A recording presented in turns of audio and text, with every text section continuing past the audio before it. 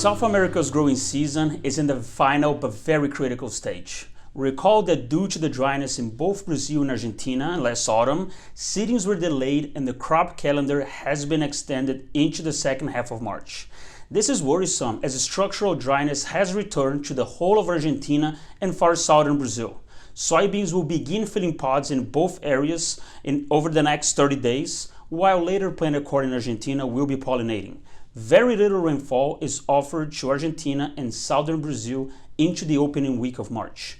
Perhaps the more important is that high temperatures in Argentina will be rising into the upper 80s and low 90s. Crop stress will be rising if rains don't materialize.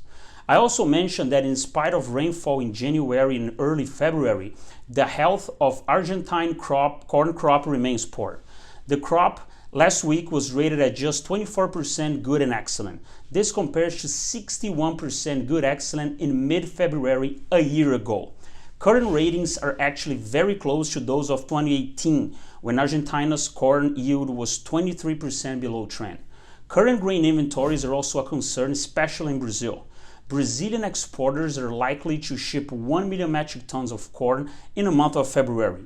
This will lower final Brazilian corn ending stocks to the last week of February to just 3.5 million tons. Brazil's interior corn market is again adding premiums amid low stocks.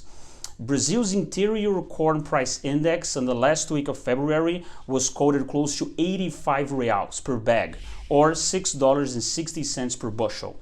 There is also now zero room for safrinha yield errors. There is also the likelihood that Brazil imports modest amounts of corn from Argentina over the next 90 days to bridge the gap between the harvest of the first crop and the harvest of the safrinha corn, which is now delayed into August amid ongoing seeding delays. The next big issue for the global feed grain marketplace is whether regular rainfalls will continue across central Brazil into the latter part of May. This is absolutely needed to validate current total Brazilian corn production ideas of 105 and 110 million metric tons.